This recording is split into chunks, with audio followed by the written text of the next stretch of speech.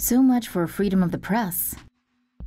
The Los Angeles Times is prepping for a legal showdown after a judge ordered them to change a story about a dirty cop. The article talked about John Balian, a Glendale detective who got busted for working with the Mexican mafia and Armenian organized crime. Balian got into a plea deal with prosecutors that was supposed to be filed under seal, but instead was put on a public online database where it was found by a Times reporter. Naturally, she included the information in her article since it was relevant and publicly available. Balian's lawyer apparently didn't think so and asked a judge to get the article thrown out. Luckily, he got one dumb enough to throw out First Amendment rights in favor of a dirty detective. The LA Times complied with the order to take out certain information, but is planning to fight back because the judge was clearly thinking out of his crap hole. Speaking of crap, Judge John F. Walter is now learning firsthand that is what you get when you tell the media what they can and cannot write about. Feel free to try us. We're pretty sure our courts out here uphold press freedom. People in power suck.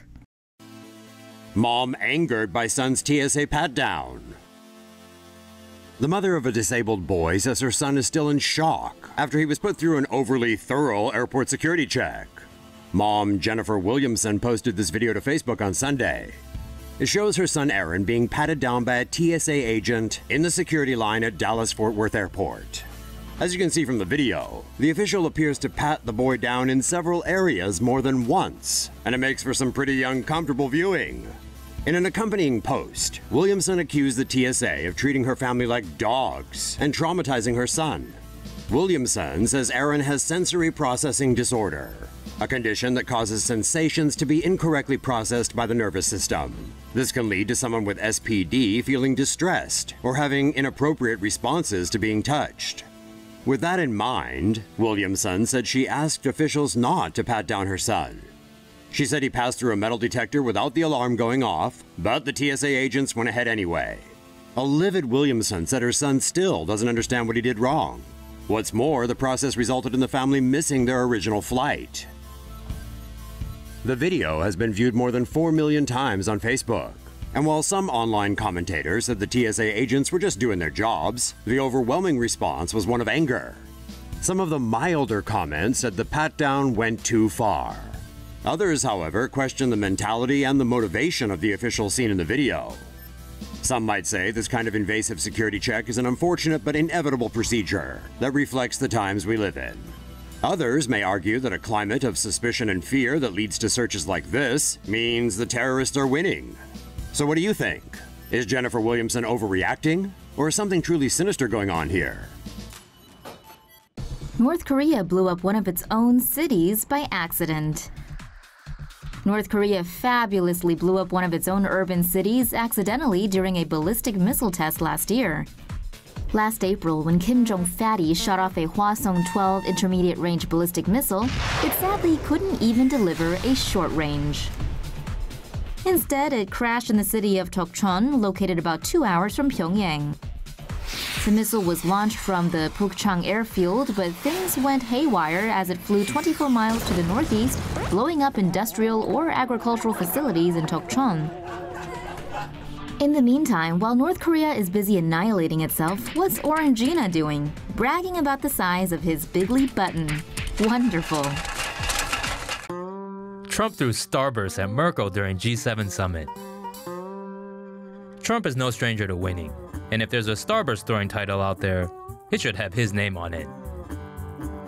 CBS reports Trump was kind enough to share his Starburst with the big kids at the G7 meeting 2 weeks ago.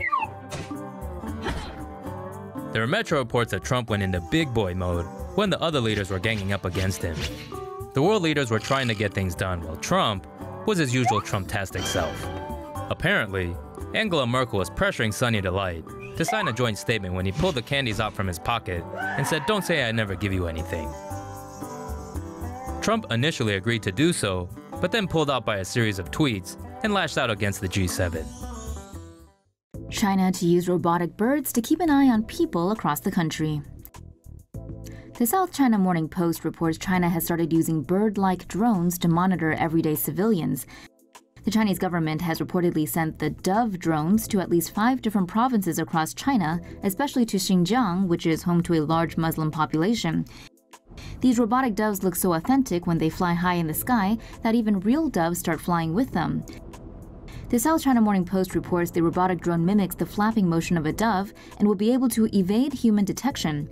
The robot doves may even be camouflaged with feathers to further distort radar signals. The interior of the robotic dove contains mechanisms such as a GPS antenna, a data link antenna, a battery, an HD camera, flapping mechanism, and a flight control system. The project, codenamed Dove, is being led by a team of researchers who conducted various experiments, such as flying the dove drones over a flock of sheep who paid no attention to the drones above. One of the researchers of the project told the South China Morning Post technology has the potential to be used not only for military purposes, but also for disaster relief and emergency response. The French think their president is crap.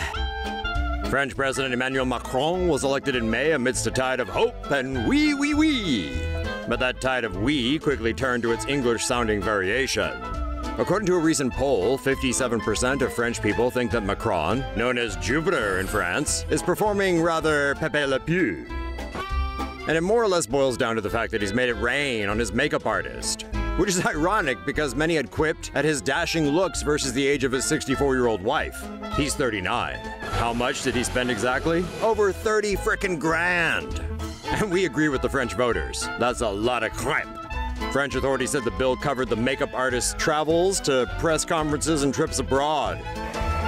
But maybe it's all a cover-up and his wife really isn't actually the golden oldie. Maybe it's the reverse.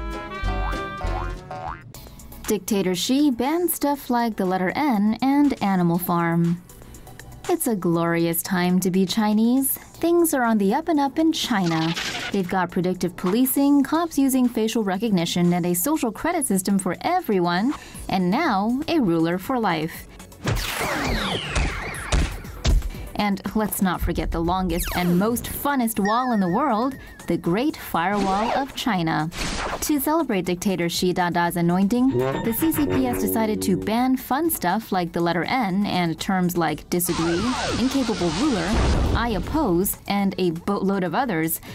You're also not going to be able to find terms like George Orwell's Animal Farm or 1984 on the Twitter knockoff Weibo. But don't worry, China. Indefinite will go by real quick. Enjoy!